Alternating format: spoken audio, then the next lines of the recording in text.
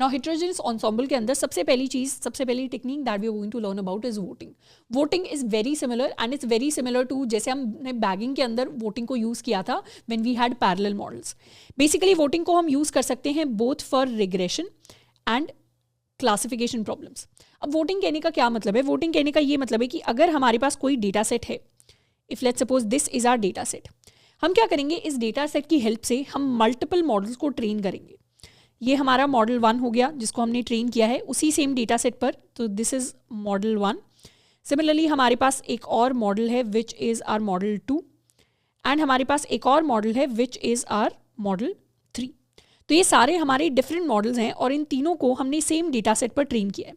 अब let's suppose यहाँ पर हमने यूज़ किया है लेट्स सपोज लॉजिस्टिक रिग्रेशन का, यहाँ पे हमने यूज़ किया है सपोर्ट वेक्टर क्लासीफायर को, और यहाँ पे हमने यूज़ कर लिया डिसीजन ट्री को. तो एग्जाम्पल के लिए हम एक क्लासिफिकेशन प्रॉब्लम को सॉल्व कर रहे हैं. तो इन तीनों मॉडल के कुछ ना कुछ प्रिडिक्शंस आएंगे. तो हमारे मॉडल 1 से हमारे पास कुछ प्रिडिक्शन 1 आएगा, हमारे मॉडल 2 से हमारे पास कुछ प्रिडिक्शन 2 आएगा एंड हमारे मॉडल 3 से हमारे पास कुछ प्रिडिक्शन 3 आएगा. तो वोटिंग एंसेम्बल के अंदर हम क्या करते हैं, फाइनल प्रिडिक्शन के लिए we use voting. Voting use करने का मतलब है बेसिकली यहाँ पे एक डेमोक्रेसी टाइप स्ट्रक्चर होता है जिसको हम फॉलो करते हैं.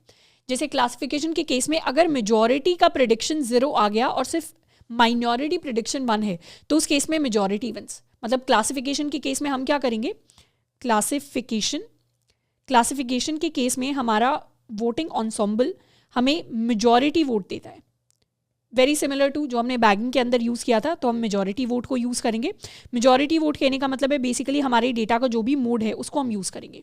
मोड मतलब अगर यहाँ पर 1 आया है, यहाँ पर 1 आया है, यहाँ पे 0 आया है, तो उस केस में 1 is going to be the final answer in classification.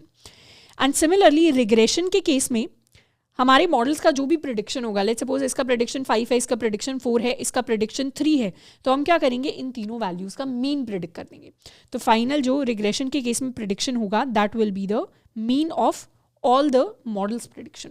तो इस तरीके से हमारी वोटिंग एल्गोरिथम या वोटिंग एंसेम्बल वर्क करता है. तो वोटिंग एंसेम्बल में we combine multiple different models और फिर उनके रिजल्ट्स को हम क्या करते हैं, लाइक अ डेमोक्रेसी उनके रिजल्ट्स को हम एग्रीगेट कर देते हैं. तो रिग्रेशन में मीन लेके एग्रीगेट करते हैं और क्लासिफिकेशन के अंदर मोड लेकर एग्रीगेट करते हैं. तो इससे क्या होगा, हमारे जो मल्टीपल मॉडल्स हैं उनकी जो इंडिविजुअल स्ट्रेंथ्स हैं, उन स्ट्रेंथ्स को, हमारे इंडिविजुअल मॉडल्स की जो स्ट्रेंथ्स हैं उन स्ट्रेंथ्स को तो हम कंबाइन कर लेंगे एंड इंडिविजुअल मॉडल्स की जो वीकनेसेस हैं उन वीकनेसेस को हम रिड्यूस कर लेते हैं या उन वीकनेसेस को हम मिनिमाइज कर लेते हैं. So this is the benefit of voting ensemble. Next we are going to implement a voting classifier using sklearn.